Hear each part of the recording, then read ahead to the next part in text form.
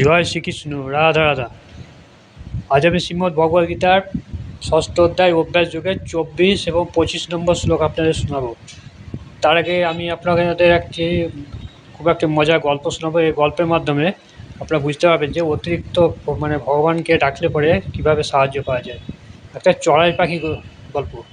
এই চড়াই পাখির মাধ্যম দিয়ে আপনারা যে শিক্ষাটা পাবেন সেটা মন দিয়ে শুনবেন। এই 24 নম্বর শ্লোকে কেউ স্কিপ করবেন না। 10 থেকে 12 মিনিটের দুটো শ্লোক, 24 এবং 25 নম্বর। যদি স্কিপ করেন তাহলে এটা তো শুনতে পাবেন না, পরবর্তী আমি যেগুলো আপনাদের শোনাচ্ছি প্রত্যেকটা শ্লোক, সেগুলো আপনারা শুনতে পাবেন না। তো মজার এই গল্পটি আমি পরে শোনাচ্ছি 24 নম্বর শ্লোকে। শিশির 24 নম্বর শ্লোক শুরু করছি। তার আগে বলুন রাধা রাধা। জয় শ্রীকৃষ্ণ। শিশির প্রভুপাদের গীতাকার। উৎসাহ ধৈর্য আর নিলয়াত্মিকা যোগ সিদ্ধি লাগে ছাড়ি নির্বেদ প্রপিকা সংকল্প সমস্ত দ্বারা না হয়ে কিঞ্চি মন দ্বারা ইন্দ্রকে করিয়া বিজয়। অনুবাদ: অবিচলিত অধ্যবসায় এবং বিশ্বাস সহকারে এই যোগ অনুসরণ করা উচিত। সংকল্পজাত সমস্ত কামনা সম্পূর্ণরূপে ত্যাগ করে মনের দ্বারা ইন্দ্রিয়কে সব দিক থেকে নিবৃত্ত করা কর্তব্য। তাৎপর্য: যোগীকে দৃঢ় সংকল্প এবং ধৈর্য সহকারে অবিচলিত থেকে যোগ অভ্যাস করতে হয়। এক সময় না এক সময় সাধনার সিদ্ধি লাভ হবে। আর যোগীকে বলছে যে ধৈর্য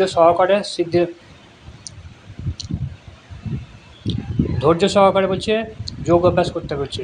তাহলে কী হবে, সে একদিন না একদিন সে সাধনা লাভ করবে।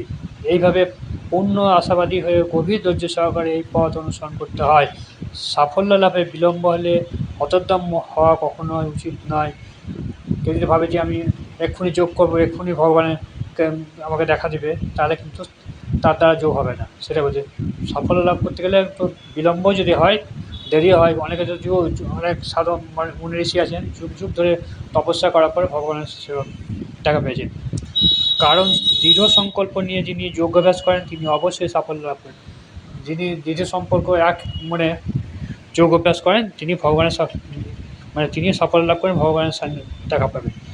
আন্তরিক উৎসাহ, ধৈর্য, দৃঢ় বিশ্বাস ও অসৎসঙ্গ ত্যাগ করে ভক্ত সঙ্গের ভক্তির অনুকূল কর্ম করা এবং কেবল সত্যগুণী কর্ম করার ফলে ভক্তিযোগে সাফল্য লাভ করা যায়।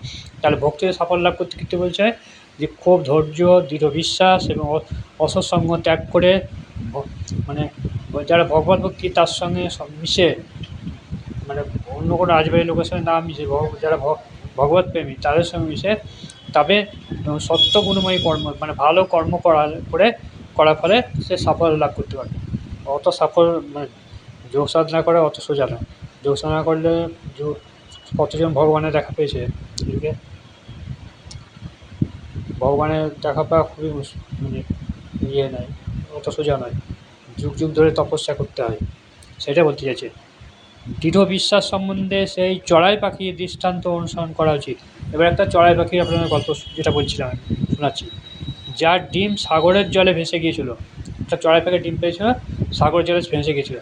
একটা চড়াই পাখি সমুদ্রের তীরে ডিম পেয়েছিল, কিন্তু মহাসমুদ্রে দুবার তরঙ্গে সেই ডিমগুলি ভেসে যায়।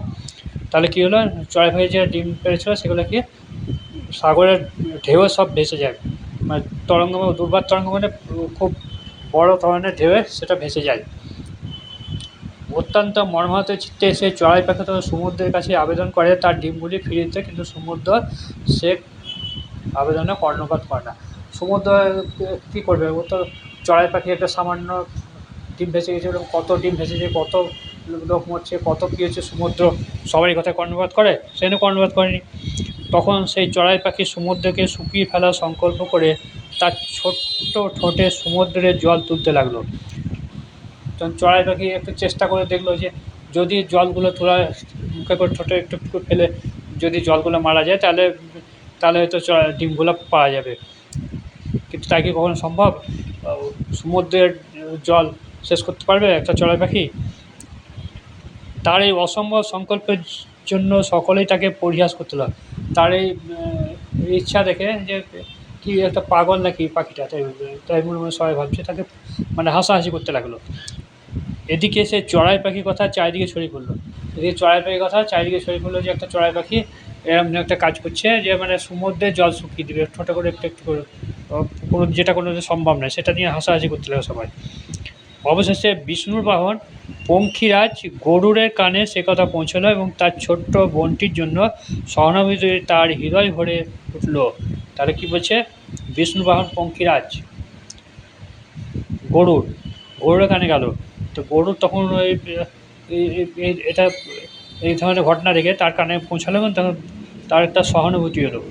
তিনি সে ছোট্ট চড়াই পাখিকে দেখতে সেই সমুদ্রের তীরে এলেন এবং চড়াই পাখির এই দৃঢ় সংকল্প থেকে মুগ্ধ হয়ে তাকে সাহায্য করার প্রতিশ্রুতি দিলেন। তো চড়াই পাখি অনেক চেষ্টা করে যাচ্ছে সমুদ্রের জলকে তুলে ফেলার জন্য, তখন সেই গরুর পাখিটা তার কাছে এলো এবং তাকে কী বলছে তার এই কাজে মুগ্ধ হলো, তার এই মানে চেষ্টা দেখে সে মুগ্ধ হয়ে তাকে সাহায্য করার জন্য প্রতিশ্রুতি দিল। তারপর তিনি সমুদ্রকে আদেশ করলেন চড়াই পাখির ডিমগুলি ফিরিয়ে দিতে। তারপর ওই কী বলছে, সে কিন্তু ওই পঙ্খিরাজ গরুর আর কি চড়াই পাখিকে ওই ডিমগুলোকে সমুদ্রকে বললে যে চড়াই পাখির ডিমটা তাকে ফিরিয়ে দেবেন। সে কথাও তিনি সমুদ্রকে জানিয়ে দিলেন যে বললে যে ডিমগুলি যদি ফিরিয়ে দিতে আর যদি সে না করে তাহলে তিনি সেই চড়াই পাখির কাজটা সম্পন্ন করবেন। তাহলে গরু বললো যে যদি তুমি না ডিমগুলো ফিরিয়ে না দাও তাহলে আমি ডিমগুলো ফেরাবার ব্যবস্থা আমি নিজেই করবো। সে কথা সে সমুদ্রকে জানিয়ে দিলেন। ভীতস্তত্ত্ব সমুদ্র তখন চড়াই পাখির ডিমগুলি ফিরিয়ে দিলেন। তখন সমুদ্র তখন ভীত হয়ে চড়াই পাখির ডিমগুলোকে ফিরিয়ে দিল। এইভাবে গরুরের কৃপায় সেই চড়াই পাখি তার ডিম ফিরে পেয়ে সুখী হলো। এবারে গরুরের কৃপাতে বুঝে চড়াই পাখির ডিমগুলো পেয়ে সুখী হলো।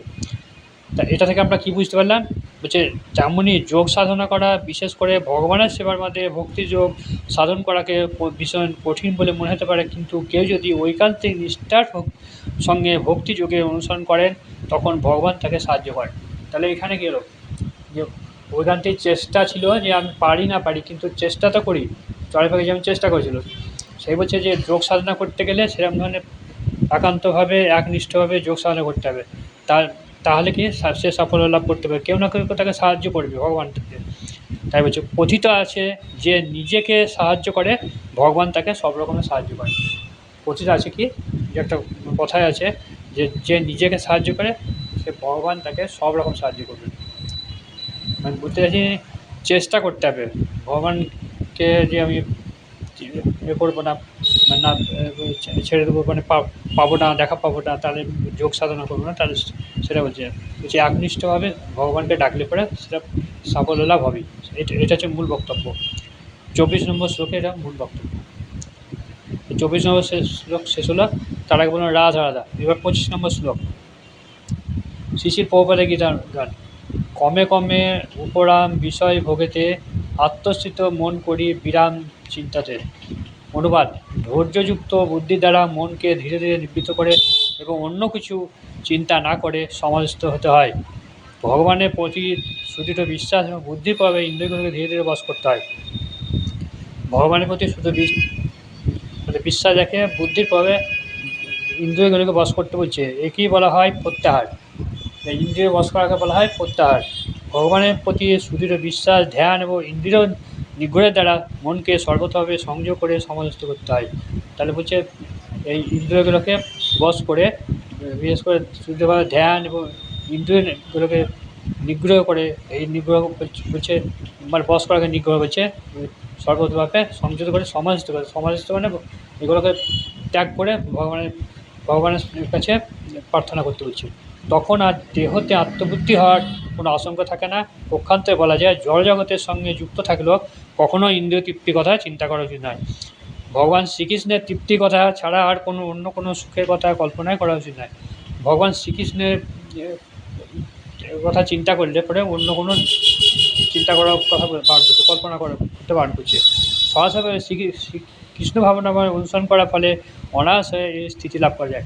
কৃষ্ণ ভাবনা লাভ করে যারা অনুসরণ করে তারা কী হচ্ছে, অনায়াসে এই স্থিতি লাভ করেছে, মানে ঈশন লাভ করা যায়, এটা বলতে চাইছে। অর্থাৎ একনিষ্ঠভাবে ভগবানকে ডাকলে পরে সেই নিশ্চয় সাড়া দেবে। আগেও বলেছি, এখনও বলছি, আমার এই শ্লোকগুলি পড়ার সময় মাঝে মাঝে মোটরসাইকেলের বাইরে শব্দ হচ্ছে, একটু মানিয়ে দেবেন। আমি তো একনিষ্ঠভাবে আপনাদের শোনাবার চেষ্টা করছি, কিন্তু বাইরে যেখানে আমি পড়ছি শ্লোকগুলি তার পাশেই রাস্তা আছে।